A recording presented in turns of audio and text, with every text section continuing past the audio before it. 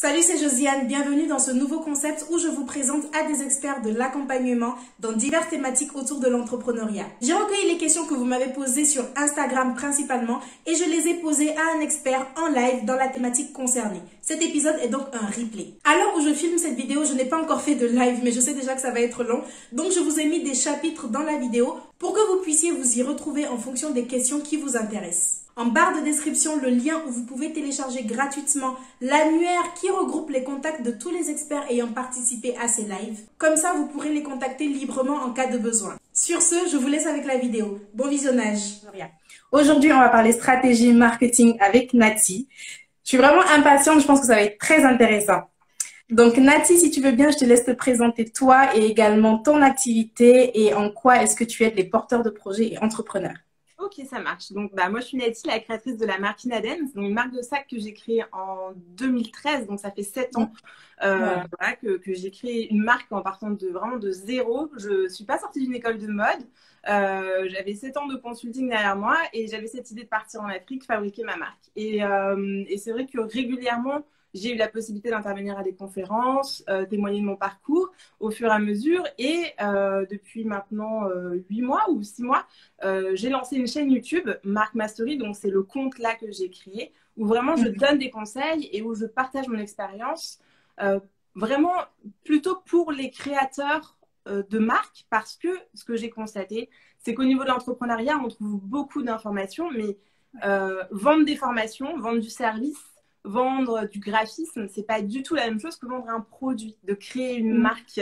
Et moi, en fait, de mon expérience et de tout ce que j'ai appris, que ce soit en travaillant avec des boutiques, donc la partie vraiment wholesale ou la partie vraiment B2C avec la vente en ligne où on vend directement aux consommateurs, j'ai cette, on va dire, j'ai cette sensibilité marketing et aujourd'hui, j'arrive à voir quand une marque finalement démarre mais pas de la bonne façon, qu'elle n'arrive pas à décoder. Et tout l'objet finalement de Marque Mastery, c'est d'expliquer aux personnes que, eh bien, même si tu as une marque et que tu as un produit, il faut te concentrer sur certaines étapes qui sont souvent oubliées parce que tu ne vends pas qu'un produit. Tu dois construire vraiment une marque, tu dois travailler ton branding. C'est un travail de fond.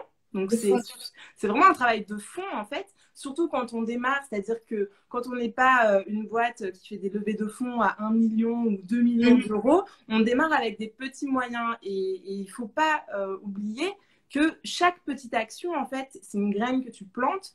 Il ne faut pas se précipiter, mais il faut faire les choses dans le bon ordre parce que si tu viens avec ton produit et que tu te dis « Ok, je vais le vendre comme ça », dans 90% des cas, ça ne fonctionne pas. Il faut vraiment travailler la partie branding.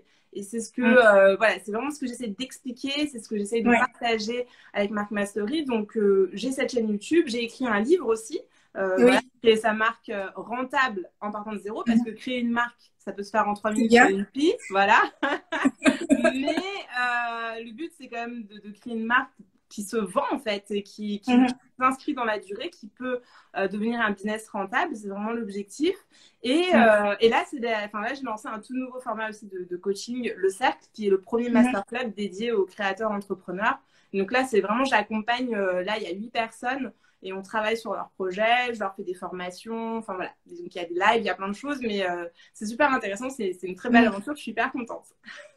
Alors, Merveille, je retiens ta question. Salut Mantita, bienvenue sur le live. Je retiens ta question pour tout à l'heure. Mais avant, j'ai une première question à poser à Nati. C'est, depuis tout à l'heure, on parle de marque, créer sa marque, etc. Finalement, c'est quoi pour toi une marque et c'est quoi la différence entre avoir une marque et être entrepreneur, avoir son business? Alors, une marque, tu veux dire, qu'est-ce que c'est d'un point de vue… Parce que définir une marque, si tu veux, tu as l'aspect juridique des choses. D'un aspect marketing. Voilà, parce que l'aspect juridique, tu vois, avoir une marque que tu as déposée à l'INPI, ça ne veut rien dire. Dans l'esprit marketing, vraiment, le fait d'avoir une marque, c'est que tu as un élément qui est distinctif. Donc ça, c'est aussi dans la définition juridique, mais c'est surtout qui est distinctif et qui est compris et reconnu des individus. En fait, le branding, si tu veux, c'est ce moment où les gens, en fait, c'est ce moment où les gens se disent ah mais je connais cette marque, tu vois, tu as tout cet aspect notoriété. Donc en fait une marque qui commence à percer, c'est-à-dire une marque qui vraiment s'installe, qui est connue, c'est une marque finalement où le branding il est suffisamment fort, la notoriété est suffisamment forte que les personnes reconnaissent les logos, reconnaissent un modèle, ou ça devient un élément de comparaison, tu vois. C'est à ce moment-là. Mais pour pouvoir en arriver là, il y a tout un travail qui se fait en amont.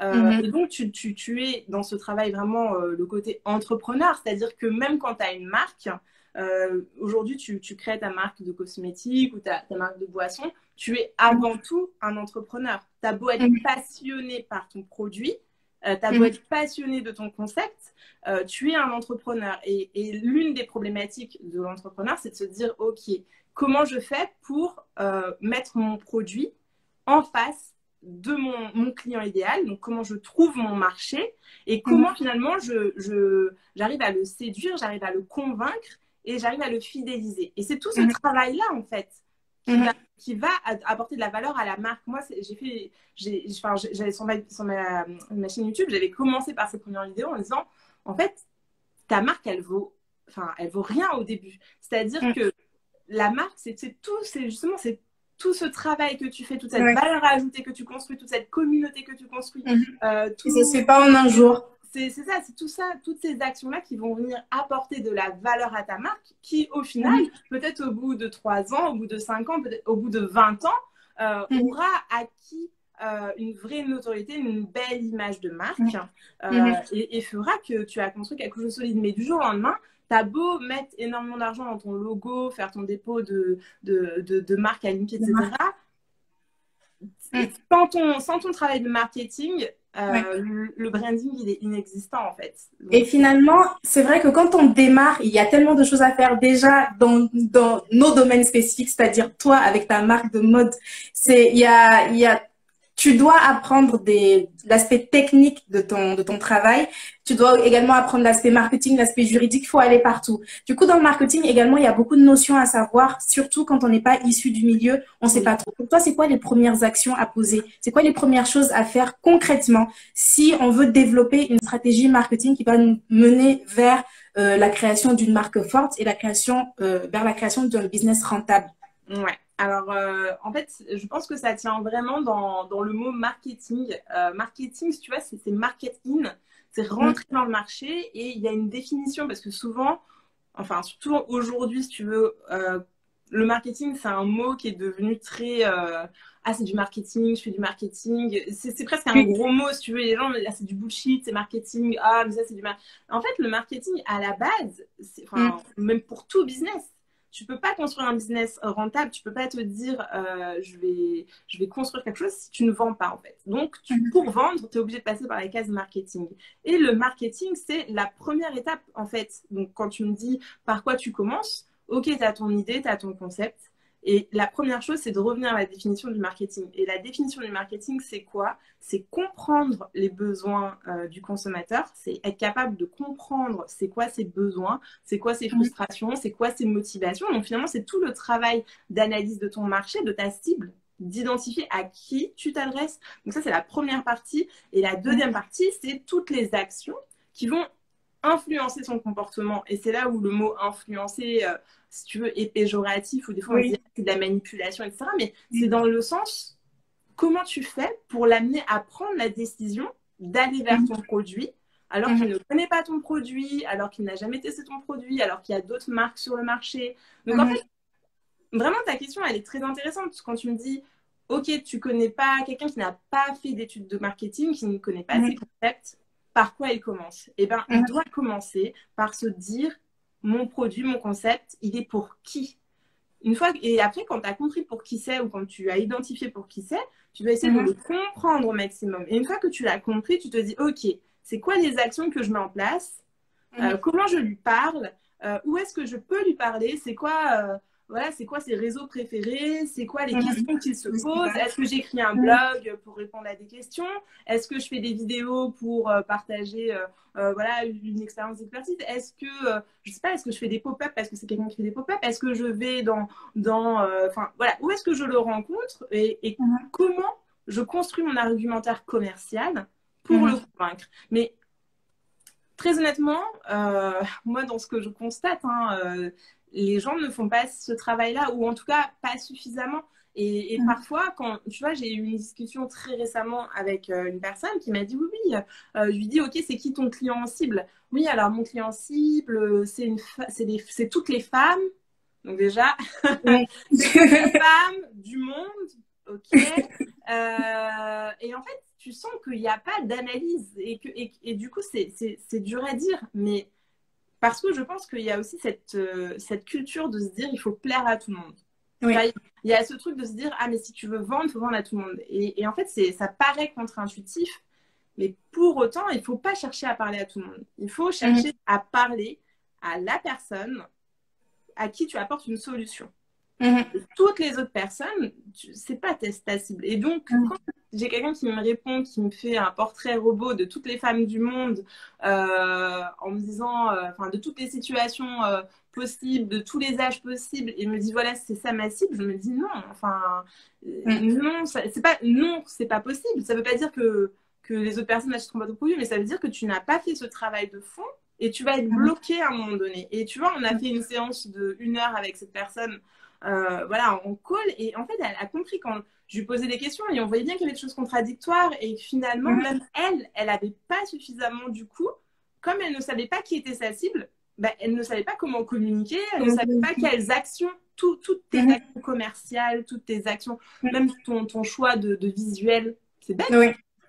Comment tu communiques visuellement, quels sont les mots que tu utilises, est-ce que tu fais des pop-up ou est-ce que tu les fais? Bon, là, c'est le Covid, hors Covid, je dirais. Mais si tu veux, toutes ces questions-là, elles ne pouvaient pas y répondre. Et c'est également là que tu te perds en stratégie et que tu ne sais pas vraiment reconnaître quelles sont les opportunités qui sont bonnes pour toi à un moment T, je trouve.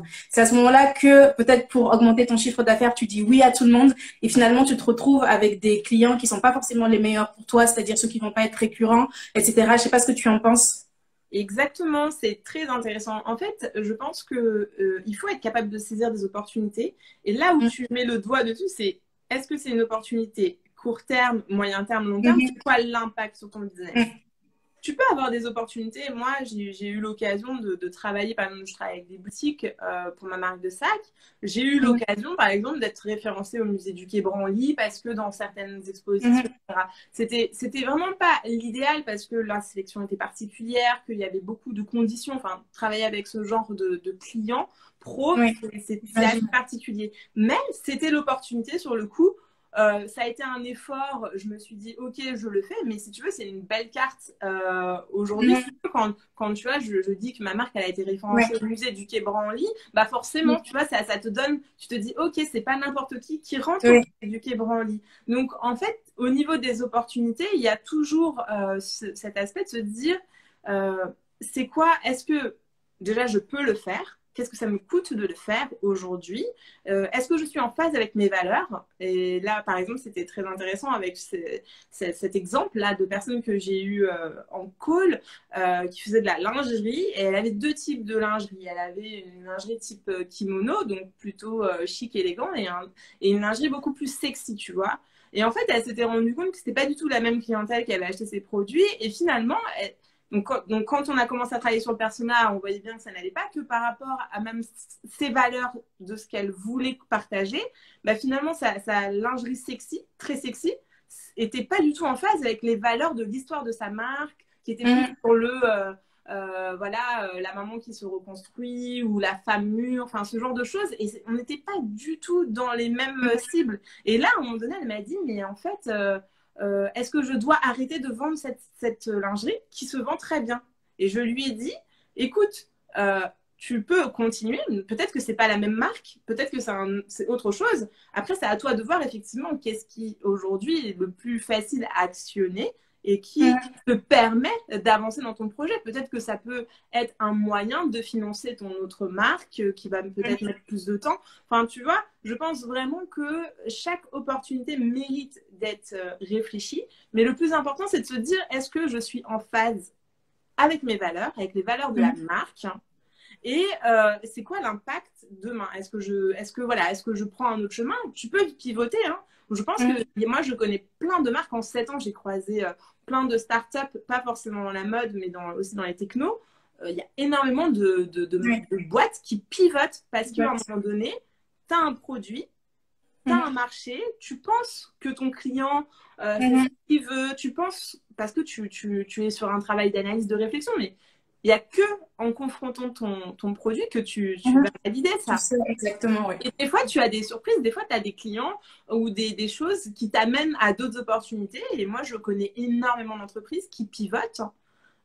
Et je pense que c'est quelque chose, il faut se laisser ça en tête, se dire, ne pas s'enfermer, tu vois, de se dire, OK, s'il y a une opportunité, je la prends et je teste et je verrai. Merveille Nature nous dit, est-ce que faire rêver les gens est indispensable? Faire rêver les gens. Alors, le terme rêver, ça peut être un peu idéaliste, je dirais. Je pense que, parce que tu as des marques qui sont pas du tout basées sur le rêve et qui sont vraiment basées sur la solution, tu vois. Je te rends service, tu as un problème, je résous ton solution. Je pense à toutes les marques d'alarme, de réassurance, qui ne font pas rêver, ils jouent sur tout ce qui est la peur, en fait. Parce que le problème, finalement, il est douloureux, il est très fort. C'est ça, exactement. Donc, je pense que Merveille, si elle parle de rêver, moi, je mettrais plutôt le raconter une histoire et faire expérimenter quelque chose. Parce que selon ce que tu vends, selon ton produit et selon l'histoire de ta marque, c'est pas forcément du rêve au sens très littéraire. Par contre, tu es obligé, en tout cas, vraiment, d'un point de vue marketing, le marketing, ça s'appuie énormément sur de la psychologie, tu vois. Il y a vraiment des comportements psychologiques. Et une fois que tu as compris ça, tu sais que l'être humain, l'individu, adore les histoires. Depuis la nuit des temps, on se raconte des histoires. Et ben, les plus grosses marques, c'est ce qu'elles font. Quand tu regardes une pub, c'est une histoire. Quand tu regardes une pub, ça dure 10 secondes. Mais en 10 secondes, on te raconte une histoire. Et donc, c'est pas tant de te faire rêver, mais c'est de faire travailler ton imaginaire, de faire appel à tes émotions, de faire appel inconsciemment à des expériences que tu as déjà vécues, à de l'identification. Et on te fait rêver, ou en tout cas on te donne cette opportunité d'imaginer une solution, quoi. À quoi pourrait ressembler ta vie demain si tu utilises le produit, si tu prends cette décision. Donc le terme rêver en tant que tel, je serais plutôt prudente, mais c'est vraiment cette idée de se dire tu dois faire travailler l'imaginaire et tu dois embarquer, en fait. Tu dois embarquer les personnes dans ton histoire. Si tu les embarques pas, de toute façon, elles sont réfractaires à ton branding, donc du coup, elles n'achèteront pas chez toi. Elles seront indifférentes, en fait. Donc, à la limite, que des personnes qui soient pas ta cible soient indifférentes, c'est même normal, je dirais. Mais si tu as une cible qui est bien définie et que tu essayes de la séduire, si tu n'arrives pas à déclencher d'émotions, si tu n'arrives pas à l'embarquer dans ton histoire, il ne se passera rien. Et c'est là où, du coup, pendant longtemps, tu peux parler de ton produit, mais si tu n'as pas réussi à travailler le produit, tu sais, tu me parlais du concept justement de marketing. Pour les personnes qui n'ont pas de background marketing, etc., on parle souvent, la base, c'est les 4 P, tu vois. Le prix, le produit, le place, donc la diffusion, le packaging, enfin bref, tout ça. Ça, c'était un peu le marketing à l'ancienne, tu vois. Aujourd'hui, on parle des 4 E. C'est le marketing émotionnel, tu vois. On est vraiment là-dedans. On est dans l'engagement, l'expérience, l'exclusivité, l'émotion. Donc, on est sur un marketing, bien sûr, le marketing classique reste la base, mais on est venu rajouter des couches et ça vient des changements de comportement parce qu'aujourd'hui, on est ultra connecté, qu'il y a d'autres modes de communication et que finalement, les personnes, dans une société, je pense, où il y a un peu cette contradiction où c'est la masse, c'est uniformisé. Et en même temps, les personnes ont envie de se sentir uniques et ont envie de se dire, je veux vivre une expérience différente. Alors que pourtant, tout le monde va avoir son iPhone. J'exagère un peu, tu vois. Mais c'est un peu ce côté où je veux être unique et en même temps, on reste quand même dans des grandes tendances parce qu'il y a des comportements qui ne changent pas. On va vers le mass market, quoi, tu vois. On va vers ça. Une touche de soin nous demande, une fois que l'on a trouvé sa cible, que faut-il faire pour connaître ses besoins via un questionnaire? Elle précise ensuite, j'ai identifié les besoins de ma cible, mais je veux savoir si mon produit répond à leurs besoins et non pas le mieux. Et je suis perdue car j'aimerais faire un questionnaire pour identifier le problème. Ok. Il y a pas mal de façons. Alors, le questionnaire, c'est le mieux, le questionnaire. Alors, attends, je ne sais pas si je peux fermer les questions parce que du coup, je les vois. Hop là, bon, c'est pas grave.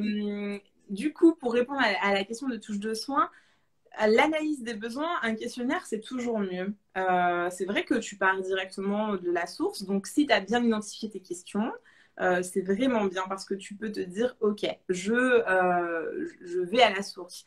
Après, il y a d'autres façons de faire quand tu peux pas avoir un questionnaire où que les gens ne répondent pas. C'est vraiment d'aller directement faire ton analyse par rapport à des forums, lire des articles de blog, essayer de voir quels sont... Parce qu'en fait, les blogs répondent à des questions que les gens se posent. Donc, c'est d'identifier c'est quoi les problématiques. Donc, ça peut passer par là aussi, de faire un travail sur le contenu qui existe déjà pour essayer de comprendre c'est quoi les questions. Donc, c'est un travail de sémantique plus par rapport à Google, des requêtes Google, etc. Donc, tu as tout ce qui est forum. Tu as tout ce qui est interview directe avec les sondages et après tu as effectivement ton expérience à toi et de te dire ok, ton intuition c'est de te dire ok, le problème moi j'ai identifié qu'il est là en sachant que si tu es sur la cosmétique ou si tu es sur un problème donc, qui touche vraiment les personnes d'un point de vue direct, tu as cette possibilité avec tes premiers clients, le jour où tu auras tes premiers clients, d'ajuster le tir. Donc il n'y a jamais rien de définitif de toute façon. Avoir des questionnaires, enfin, tu vois, tu as les groupes Facebook, donc sur Facebook, on voit souvent les personnes. Alors, le plus dur, je pense, dans un groupe Facebook, parce que moi, je vois passer des questionnaires et ça, le plus dur, c'est de trouver l'accroche pour répondre à ton questionnaire. Parce que, en fait, c'est un peu, comment le dire, mais si tu veux, les gens, ils n'ont pas envie de répondre à des questionnaires. Tu vois, c'est comme quand toi, tu marches dans la rue et qu'il y a quelqu'un qui t'arrête et qui te dit oui, machin. Tu vois, t'as pas envie, t'as autre chose à faire. Donc, toute l'astuce, là, elle est de trouver une façon, un moyen que les gens répondent à ton questionnaire. Donc, soit tu arrives à leur donner quelque chose en échange, soit tu arrives à leur vendre un truc, quoi. Tu vois, il faut leur vendre un peu du rêve. Mais je pense que obtenir des... Ou alors, voilà, il faut vraiment aller, par exemple, si tu sais... Bon, là, c'est Covid, mais voilà, si tu sais que ta cible, potentiellement, elle va à tel événement ou tel endroit, c'est de prendre ton courage à deux mains et d'aller poser des questions directement. Parce qu'une fois que tu as les gens en face de toi, bon, c'est un peu plus difficile d'esquiver quelqu'un qui arrive et qui te prend un peu comme Moi, ça. ce que j'avais fait quand j'ai démarré, c'est que, enfin, à l'époque, j'avais une toute petite communauté sur Instagram et j'avais envoyé des messages individuels pour leur dire, bah, écoutez, je sais que c'est un peu sensible, mais j'aimerais vraiment avoir des informations. Est-ce que je pourrais vous appeler? Et je peux même vous donner, moi, mon numéro, comme ça, vous n'avez pas à me donner vos contacts ou quoi, mais est-ce qu'on peut faire, enfin, avoir un rendez-vous, que ce soit par téléphone ou ailleurs? Et ça avait bien marché pour moi. Donc, si tu as le courage d'envoyer des messages individuels à quelques dizaines de personnes. Ouais, mais je trouve que ta démarche, elle est très bonne et c'est une démarche qu'il faut garder même après, c'est-à-dire une fois que tu as ton activité et que tu as tes premiers clients, il faut réussir. C'est plus possible quand tu arrives à des milliers de clients, tu vois, mais au début, il faut le faire. Moi, au début, je l'ai fait même par rapport à mes boutiques et tout. Enfin, tu es vraiment dans une relation où tu construis et donc tu as besoin du retour de tes clients. C'est tes clients qui te permettent de progresser. Surtout qu'au départ, tes clients, si tu veux, tes premiers clients, il y a énormément de bienveillance, tu vois. Tes premiers clients, ils connaissent. Du coup, s'ils sont allés chez toi, c'est qu'ils ont découvert que tu es une petite marque, ils ont probablement posé des questions en amont, tu as eu probablement des échanges avec eux. Donc, même s'il y a quelque chose qui n'est pas parfait ou qui n'a pas été comme il veut, en général, il n'y aura jamais aucune agressivité ou il n'y aura jamais, voilà, il y aura toujours de la bienveillance. Et c'est aussi ça, je pense, dans une croissance organique, une croissance normale de marque, c'est ce qui permet de te renforcer parce que tu peux t'appuyer sur des gens, des personnes qui ont cette adhésion à tes valeurs et qui finalement seront tes premiers ambassadeurs demain, tu vois. Et c'est quelque chose qui se dilue beaucoup quand ta communauté grandit. Ça se dilue forcément à un moment donné. Les personnes qui prennent le train en route n'ont pas eu cette proximité avec toi en tant que créateur, en tant que créatrice, n'ont pas le même attachement parce qu'ils t'ont pas vu commencer petit, ils n'ont pas vu tes premières collections, ils n'ont pas vu tout ça. Donc, il peut y avoir une relation, c'est à toi de la travailler et d'essayer de les embarquer. Mais voilà, naturellement, c'est assez naturel, quoi. Tu vois, il y a un peu de dilution. Mais je suis d'accord avec toi. En tout cas, Josiane, je trouve que c'est une excellente initiative d'appeler. Il faut y aller au culot. Moi, je pense que l'entrepreneuriat, de toute façon, c'est du culot, c'est du courage. Quand on dit courage, c'est au sens à un moment donné, c'est bah voilà, faut y aller quoi, tu vois. Passion Trip nous demande, est-ce que créer une marque nécessite un gros budget? Oh, il y a les deux réponses.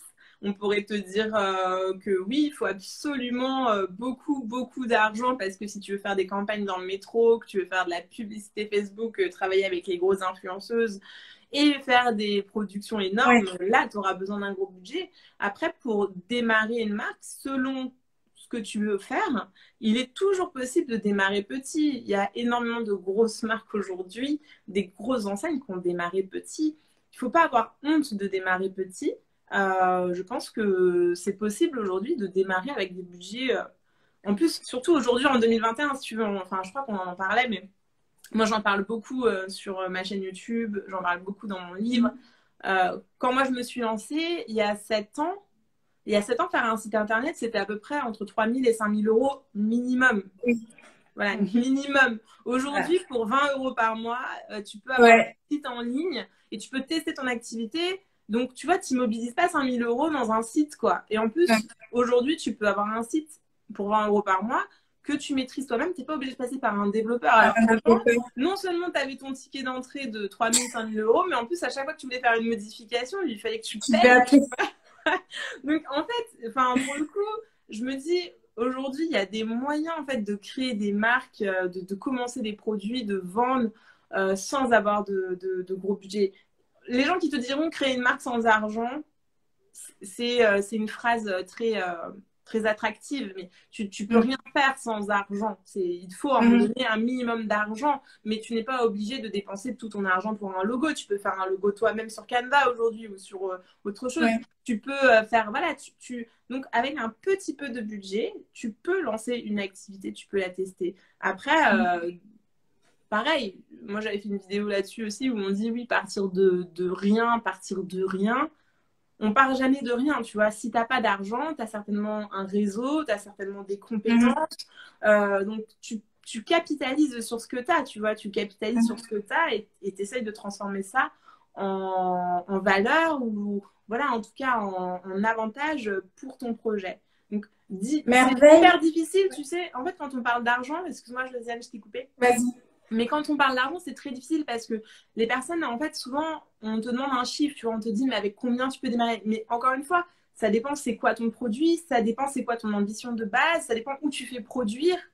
Ça dépend, enfin, tu vois, lancer des t-shirts ou lancer une marque de cosmétiques ou lancer une marque de maroquinerie ou de la chaussure, c'est totalement différent. Et pour autant, c'est pas impossible de le faire.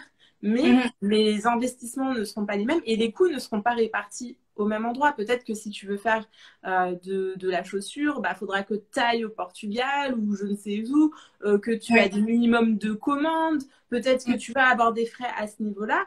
Si c'est la cosmétique, c'est autre chose. Alors que si tu fais une marque, je sais pas, une marque de t-shirt, tu peux commencer avec du print and demand, par exemple. Et par contre, ton budget, il va être sur tout ce qui est influenceuse. Tu vas peut-être mettre du budget dans de la pub ou des choses comme ça parce que bah, finalement, tu n'as pas de stock. Et... Donc voilà. Donc, annoncer un budget, c'est toujours très délicat et c'est quasiment pas possible.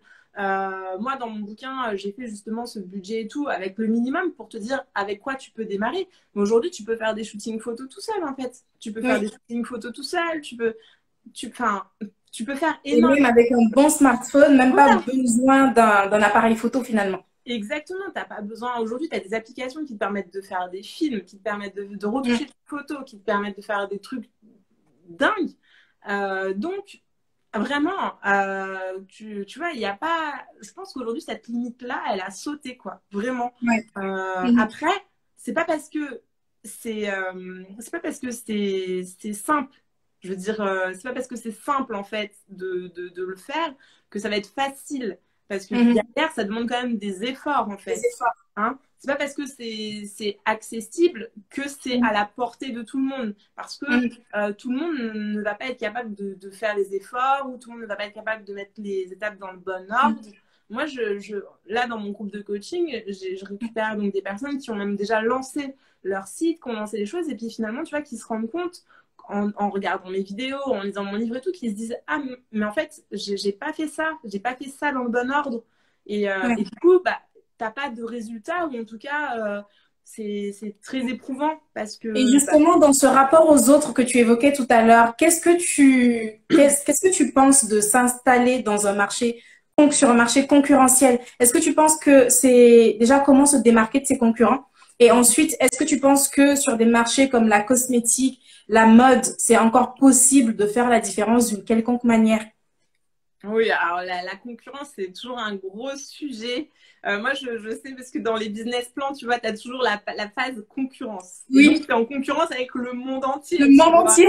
Et donc, en fait, tu te dis, mais mince, mais il y a trop de concurrence. Alors déjà, la première Oui. bonne nouvelle, c'est que quand il y a la concurrence, ça veut dire qu'il y a un marché. Donc, c'est déjà très... Mhm. Ça veut dire qu'il y a un besoin. Donc, ça, c'est déjà une bonne nouvelle quand même. Donc, voilà, en général, si tu n'as pas de concurrence, il faut te poser la question de te dire est-ce C'est qu'il pas y a bon des signe. gens, voilà, est-ce que c'est bon signe? À moins que tu sois sur un produit complètement disruptif, complètement innovant et donc qui va venir changer la consommation. Par exemple, les Uber, tu vois, les Uber, quand ils sont arrivés, il n'y avait pas de concurrence, mais ils ont créé quelque chose, ils ont créé Oui. un nouveau produit, un nouveau service. Bon, bref, passons cette parenthèse. Donc, la concurrence ne doit pas faire peur. La concurrence doit rassurer. Et ensuite, et j'en parle aussi dans mon livre, et c'est un truc, je pense que c'est un peu le biais de tous les trucs de business plan et tout. Enfin, c'est, ouais, il faut faire des trucs sur 5 ans, sur 10 ans et tout. Mais en fait, la réalité, c'est que dans ta concurrence, ok, t'as la concurrence du monde entier, et puis t'as ta vraie concurrence. Et Mhm. il faut être capable de distinguer c'est qui ta vraie concurrence. Parce que, par exemple, moi, j'ai une marque de sac éthique, je fais fabriquer en Éthiopie, je connais mon positionnement prix, je vois un peu mon style. Je suis pas du tout en concurrence avec Mango, Zara, H&M ou même Lancel. C'est Mhm. pas du tout mes concurrents. Ils existent dans la sphère de produits.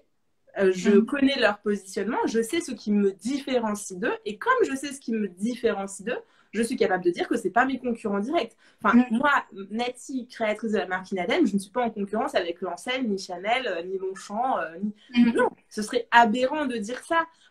Maintenant, sur le papier, des fois, il faut le faire, il faut le dire, il faut Oui. l'écrire, mais non, c'est pas ma concurrence. Ma concurrence, c'est les personnes qui ont un produit qui est identique, une offre qui est identique à la mienne et qui s'adresse aux mêmes personnes que moi. Donc, les Mhm. mêmes personnes que moi, on en revient à qui est ma cible. On en revient Mhm. à qui vraiment est ma cible, qui va être sensible à l'histoire de ma marque, qui va être sensible à la qualité de mes produits, qui va avoir envie de porter ma marque. Donc, une fois que tu as identifié qui est ta cible, là, tu peux faire un travail sur ta concurrence. Donc déjà, ça, c'est Mhm. le point sur la concurrence. Ensuite, sur l'aspect de différenciation, parce que Mhm. tu me demandes, est-ce que sur des marchés comme la mode, comme la cosmétique, on peut encore faire sa place? Alors, sur la mode, je peux te répondre. Je pense que la cosmétique, ça se vaut aussi. Mais sur la mode, je peux te répondre pour une simple bonne raison. On est sur un produit de consommation pure. La mode, c'est de la consommation. Ce n'est plus un besoin primaire. À la base, c'est Oui. la pyramide de Maslow. Bon, bref. Aujourd'hui, en fait, enfin, tout le monde peut s'habiller. Donc, quand tu continues à t'acheter des vêtements, ou quand tu continues à t'acheter des chaussures, alors que tu en as déjà dans ton placard, c'est pas un besoin primaire. C'est juste, c'est une pulsion, c'est un envie, c'est Oui. un plaisir, c'est une satisfaction personnelle. Et comme c'est comme ça, c'est illimité en fait. C'est-à-dire qu'à chaque fois que Mhm. tu as un coup de cœur, à chaque fois que tu as une marque, à chaque fois que tu as quelque chose, tu vas acheter, tu Tu vas vas acheter. consommer, tu vas combler quelque chose. D'où l'intérêt de travailler sur le marketing émotionnel, de bien comprendre c'est quoi les pulsions, c'est quoi les frustrations, c'est quoi les motivations des personnes. Si tu fais pas ce travail-là, tu pourras pas déclencher justement cet achat. Il y a des études qui montrent qu'il y a plus de 80% des achats, c'est lié aux émotions. Si tu n'es pas capable de déclencher ça, bah, tu passes à côté. Et pour Mhm. déclencher ça, tu dois travailler ta différenciation. Et la différenciation, elle passe soit par ton produit, mais d'un point de vue purement technique, soit clairement par bah, ton service. Alors, quand on dit produit, c'est vrai que dans le marketing, tu as le produit, tu as le packaging, tu as tout ce qui va avec. Oui. Mais en gros, c'est l'histoire que tu racontes, c'est l'expérience que tu peux faire vivre à tes clients. Donc, à partir du moment ou sur un marché où il y a déjà il y a un public, donc les gens sont là, consomment régulièrement, et que toi, tu arrives avec une nouvelle proposition, mais tu as toutes tes chances de vendre. Mhm. Il faut juste être capable, encore une fois, de cerner la bonne personne, d'avoir le bon discours et de réussir à, c'est pas tant à te différencier parce que, enfin si, parce que du coup c'est comment justement tu arrives à montrer ta différence. Mais de toute façon, si tu crées une marque, ton histoire elle sera forcément différente parce que tes motivations, ton pourquoi tu fais ça, pourquoi par exemple tu crées une marque de cosmétiques, pourquoi tu vas faire le choix de fabriquer en Afrique, pourquoi tu vas faire le choix de travailler que le wax, pourquoi tu vas faire le choix de, enfin voilà, donc toutes les marques, elles ont une histoire propre, individuelle. Donc la différenciation, elle est déjà innée, je pense. Après, c'est vraiment dans ta communication, c'est dans la façon, dans ton message, donc dans tous les services que tu peux associer, ça peut être dans ton modèle économique. Tu peux, enfin aujourd'hui, je sais pas si ça existe, mais tu vois, j'en parlais l'autre jour avec, avec quelqu'un sur de la cosmétique afro, on pourrait très bien imaginer des box, tu vois, des box où tous les mois tu reçois tout fait.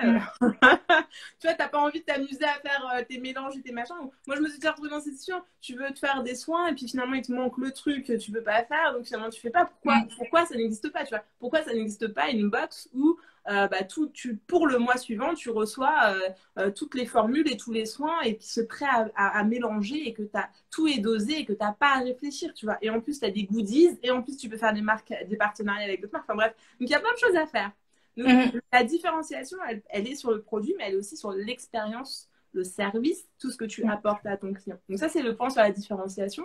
Et tu m'as demandé, du coup, en fait, que voilà, pour la cosmétique ou la mode, je pense que c'est tout à fait possible. Encore une fois, ça dépend ce que tu as envie de partager et ta capacité à proposer quelque chose d'innovant, de différent à tes clients. Donc voilà. Donc je pense qu'il n'y a pas de marché saturé.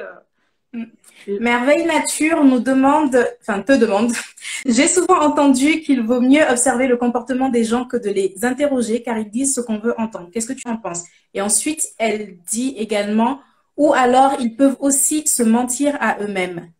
Qu'est-ce que tu penses de ça? Je suis tout à fait d'accord. Déjà, on a tendance à se mentir, peut-être pas à soi-même, mais des fois on n'ose pas dire aux personnes ce qu'on pense parce qu'on se dit c'est pas correct, c'est pas la réponse qui est attendue. Tu sais, ça peut arriver. Moi, j'ai déjà vu des fois des pop-up ou des choses comme ça, des personnes qui présentent des collections. Bon, bah voilà, si toi tu n'aimes pas ou que t'accroches pas, quand la personne te demande comment tu trouves, bon, tu vas pas dire c'est affreux quoi. Tu dis pas ça. Donc, non mais tu vois, il y a effectivement, je suis d'accord, quand on pose des questions, il y a toujours un biais si tu veux. Il y a toujours un biais. Donc quand tu fais un questionnaire ou quand tu veux récupérer des questions, c'est à toi justement de poser, de formuler les questions de telle sorte que tu enlèves ce biais. Donc c'est un travail de formulation, c'est un travail voilà de contextualisation pour que les gens se sentent suffisamment à l'aise et en fait ne soient pas gênés de répondre. Donc soit c'est par exemple tu passes par du questionnaire anonyme. Tu vois, par exemple, poser des questions par téléphone ou ce genre de choses, tu leur enlèves cette possibilité de dire vraiment ce qu'ils pensent.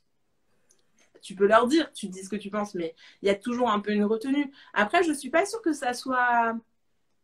Je suis pas sûre que ce soit si bloquant que ça, parce qu'au fond, même si les gens... voilà, il y a une forme de retenue et que tu peux avoir un peu de rétention d'informations, tu récupéreras déjà quand même pas mal d'infos. Donc, tu vois, se bloquer de se dire ah oui, mais si je fais des questionnaires, ça sert à rien, les gens répondraient pas à mes questions. Non, je pense que si les gens font des sondages et si les sondages existent encore aujourd'hui, c'est quand même une source d'information suffisamment fiable. Par contre, oui, faut pas se voiler la face. Voilà, tu auras peut-être pas forcément des réponses à 100% honnêtes, mais t'en auras et ce sera déjà une bonne base. Question Trip nous demande, créer une marque en cette période, est-ce le bon moment? Oh là là, ça c'est la grande question. Hein. Ça fait, en même temps, elle est légitime. Bon alors déjà, c'est même pas créer une marque. Encore une fois, quand on crée une marque, on crée pas une marque, on crée un business. Hein. Donc on monte un business. Tu crées une activité. Créer une marque, tu peux le faire en 5 minutes. Je pense que quand tu poses ta question, en fait, tu te demandes est-ce que ça vaut le coup de se lancer dans l'entrepreneuriat. Voilà, c'est ça au fond la vraie question. Moi, on pourrait te dire, bah non, c'est dangereux ce qui se passe, l'incertitude. Bon, déjà, à partir du moment où tu veux passer le cap de l'entrepreneuriat, tu acceptes de vivre avec une forme d'incertitude. Le plus dur, c'est de passer le cap. Une fois que tu es entrepreneur, moi, ça fait 7 ans que je suis entrepreneur, finalement, tu passes ton temps à ajuster et tu te rends compte que, bah voilà, tout s'ajuste tout le temps.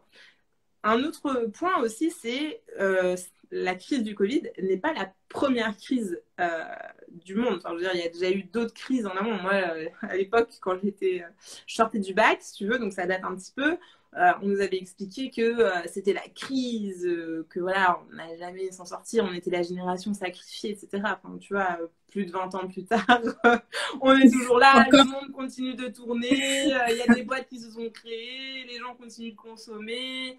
Donc, non, je pense pas que ce soit un mauvais moment. Après, ça veut pas dire qu'il faut faire les choses n'importe comment. Ça veut pas dire qu'il faut pas mesurer les risques. À partir du moment où tu te lances dans l'entrepreneuriat, à partir du moment où tu as un projet, tu passes dans un... Voilà, tu acceptes cette incertitude.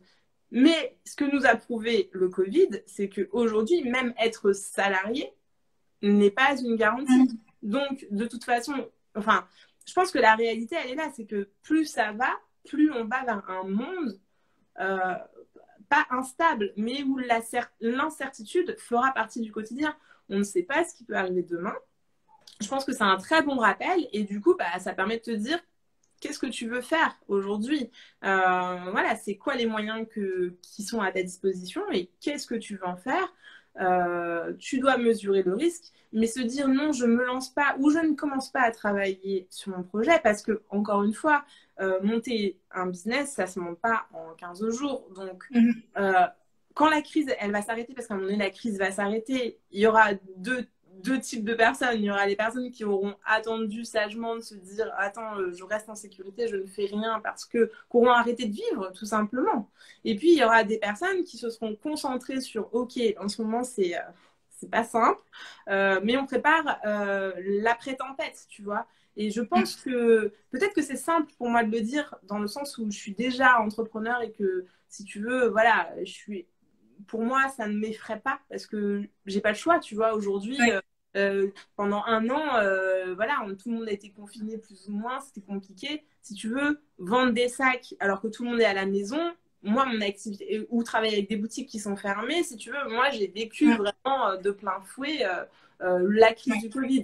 Un an plus tard, je suis toujours là. Ça ne m'empêche pas de continuer à travailler, de vendre. Ça m'empêche la crise a créé d'autres opportunités également. Exactement, ça crée d'autres opportunités. Ça crée peut-être, ça met aussi moi, j'ai beaucoup travaillé sur la précommande, par exemple. Donc, c'est un nouveau mode, du coup, que je trouve super intéressant. Mes clientes, elles aiment beaucoup aussi. Enfin, du coup, je me dis, ouais, il y a peut-être d'autres choses il y a peut-être d'autres choses à tester. Et finalement, tu te dis pas tout s'arrête parce qu'il y a le Covid. Donc, si tu as un projet, que tu as envie, que c'est quelque chose qui te motive, que tu te dis, ok, je pense que c'est le bon moment dans le sens où si tu es en télétravail ou que tu as moins d'activités ou que tu as moins de temps, tu as du temps pour te former. Aujourd'hui, en plus, c'est aussi ça, le Covid a transformé ce rapport à la formation, ce rapport à la visioconférence, ce rapport à tout ce qui est télétravail. Donc aujourd'hui, je pense que tout le monde sait qu'on peut se former en ligne, tout le monde sait que tu peux te faire du télétravail, donc aménager ton temps de travail. Donc en fait, c'est une opportunité. Il y a énormément de personnes qui ont saisi cette opportunité pour justement penser leur vie demain et se dire ok, en fait j'ai un projet, j'ai envie de passer du temps sur mon projet, donc ce temps-là je le mets à profit pour mon projet. Maintenant tu peux décider de pas le faire, mais voilà, enfin après quand la crise passera, tu auras ceux qui auront, je pense, saisi cette opportunité et puis tu auras les autres, voilà, tout simplement. Alors, mine de rien, ça fait bientôt 1 heure qu'on est là, donc Instagram va bientôt nous couper, oui. Okay. Du coup, il nous reste, je pense, 3 petites questions, enfin plutôt 2 faits doigts. Je me permets de te répondre parce que tu demandes, est-ce que je peux créer le logo d'une marque moi-même à l'aide des applications? En fait, Nati a déjà répondu et la réponse est... Oui, tout à fait, oui. Tu peux le faire toi-même, il y a plein de choses faciles. Tu peux partir d'une typo. Moi, ce que je conseille le plus pour démarrer, tu commences avec une jolie typo, tu rajoutes un détail et tu fais évoluer ton logo. Après, une fois que tu as testé le produit, la priorité, c'est de tester ton produit, ton concept le plus rapidement possible, en fait. C'est ça le plus important. Merveille Nature nous demande au départ, est-ce qu'il est préférable de vendre un produit ou toute une gamme dans la cosmétique, entre parenthèses, dans le capillaire? Alors, je pense que toi, tu es bien placé pour répondre à cette question. Moi, d'une manière générale, je pense que les gammes trop complexes, mais dans tout, hein, c'est jamais bon pour démarrer quand tu n'as pas des gros moyens. Parce que ça te demande beaucoup de stock, ça te demande de pouvoir communiquer différemment, etc. Et puis, trop de choix, tu le choix. Hein. C'est aussi simple que ça. Donc, moi, ma recommandation, elle est assez simple pour toutes les personnes qui se lancent et même mes coachés. Je leur dis vraiment, essaye de limiter ton produit de départ à vraiment une offre très limitée, mais qui soit suffisamment forte et différenciante. C'est-à-dire que voilà, ce soit ton produit un peu signature. Après, il faut être capable de se dire, OK, je travaille sur des déclinaisons, etc. Mais je pense que vraiment, avoir une gamme trop étendue, c'est prendre le risque de diluer tes efforts, c'est prendre le risque de semer la confusion chez les consommateurs. Et donc, finalement, c'est pas le plus simple. Donc, moi, j'aurais tendance à dire... alors après, dans le capillaire, c'est un peu différent, parce que dans le capillaire, il peut y avoir des produits qui fonctionnent ensemble. Mais Ivoire Wash, c'est une très bonne...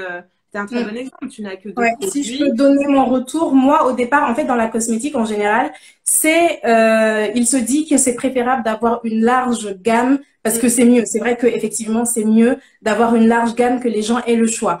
Et donc, moi, quand je suis venue, j'étais également inquiète parce que je n'avais pas les moyens d'avoir forcément 50 produits à proposer.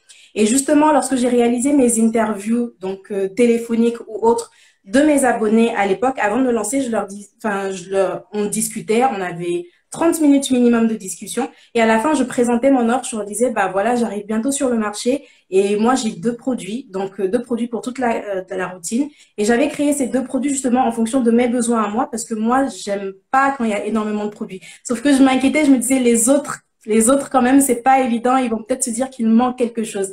Et ça a tout de suite retenu l'attention. Tout le monde me disait, ah non, mais t'as que 2 produits. Mais c'est génial. On se retrouve pas dans toute cette offre. T'as que 2 produits. Et aujourd'hui, le minimalisme, c'est devenu ma marque de fabrique. J'en ai fait une stratégie marketing. Donc, moi, je pense que peu importe la façon dont tu viens, c'est tout ce qui compte, c'est la vision de ton entreprise et la façon dont tu le vends.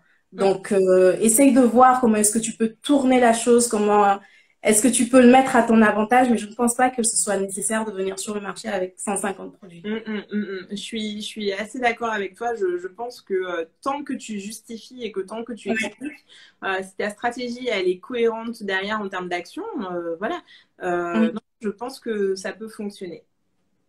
On a une dernière question que je trouve très intéressante de Passion Trip pour toi, Nati, qui te demande est-ce que je l'ai perdu. Comment tu vois ta marque dans les années à venir et est-ce que tu as des projets en perspective?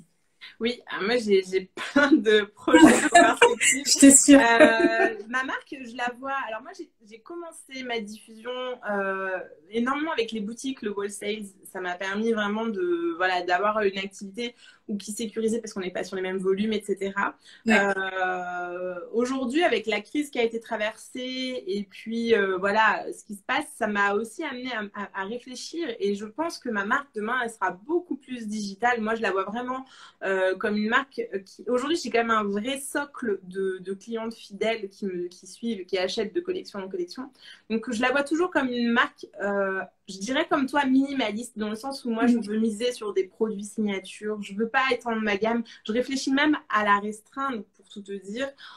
Donc, moi, je reste vraiment dans cette idée de me dire, ce sera des intemporels. On restera dans cette idée du beau produit qui dure longtemps, de qualité. Toujours avec une belle histoire derrière, donc faite main. Je veux ajouter toute la partie accessoires bijoux. Donc ça, c'était quelque chose qui était prévu l'année dernière, donc j'ai pris du retard. Mais voilà, c'est vraiment ramener des bijoux parce que je trouve que c'est des pièces aussi qui sont belles et simples. Donc voilà, moi, vraiment, ma marque, je la vois présente en boutique, mais peut-être je mettrais plus d'efforts dans la partie digitale et je la vois plutôt comme ça. Ensuite, mais par contre, j'ai pas envie de devenir une marque mainstream. Moi, ce que j'aime bien, c'est aussi ce côté petite production. Alors, parce que ça aussi, c'est un truc, j'en ai parlé avec mes coachés. Moi, personnellement, j'ai pas envie, ça ne m'intéresse pas, par exemple, d'avoir une équipe de 15 personnes à manager, etc. J'ai testé tout ça. Moi, en fait, j'ai envie d'être... j'ai choisi... En fait, je m'en suis rendu compte, tu vois, c'est aussi pour ça que tu évolues. Moi, je trouve ça très bien, les marques qui explosent et qui font, qui deviennent des multinationales. Mais c'est pas du tout mon ambition. Moi, je veux continuer à faire travailler des personnes, je veux continuer à produire du beau, à proposer de la qualité d'éthique, mais surtout, je veux ma liberté. C'est-à-dire que ma liberté de mouvement, ma liberté d'esprit, mental, et donc je n'ai pas envie voilà, moi, je la vois vraiment comme une entreprise qui reste à taille humaine, au sens où il y a moi et il y a une toute petite équipe restreinte et ça suffit très bien pour moi. Moi, je vis très bien, enfin, voilà, j'ai pas de soucis, donc ça me va, tu vois, c'est pas mon ambition. Par contre, à côté, ce que j'ai envie, justement, c'est ce que je fais avec Marc Mastery, c'est de mettre à profit toute cette expérience, parce que moi, quand j'ai créé ma marque, c'était pas parce que depuis que je suis petite, j'ai envie de fabriquer des sacs, c'était plus un challenge et j'avais cette vision de me dire, je veux impacter le monde, je veux changer les choses, et ça passait par l'Afrique, par rapport à mon histoire perso. Et en fait, aujourd'hui, je me dis, mais j'ai cette possibilité d'impacter aujourd'hui le monde différemment en accompagnant des personnes qui ont eux-mêmes des projets. Donc, en fait, c'est un effet levier. C'est-à-dire qu'aujourd'hui, si je suis capable d'accompagner 10, 15, 20, 50 personnes qui ont des projets qui ont du sens, eh ben, je participe aussi et finalement, je remplis aussi cette mission. Donc, moi, c'est comme ça que je vois les choses dans les prochains temps. C'est toujours aligné avec mon pourquoi. Moi, mon sens à moi, c'est de pouvoir faire bouger les lignes. Et ça passe par Inaden, de manière directe avec des artisans. Mais je le vois aussi en accompagnant des personnes qui, eux-mêmes, ont envie de faire bouger des lignes. Et ça, je trouve ça... Du coup, l'effet de levier, si tu veux, il est génial. Justement, si vous avez envie de poser encore plus de questions à Nati ou alors que vous voulez passer par ses services, vous avez son contact dans l'annuaire. Mais en tout cas, là, je vais publier la vidéo en replay en IGTV et je mettrai tous ses réseaux. Il y en a plein. Il y a vraiment beaucoup de contenu à voir. Donc, vous allez être servis. Merci beaucoup, Nati, d'avoir accepté de participer. Je t'en prie, c'est un plaisir. Et puis, je vous dis à très Merci à bientôt, vous tout le monde. Très belle soirée. Merci à vous tous et bonne soirée. Merci.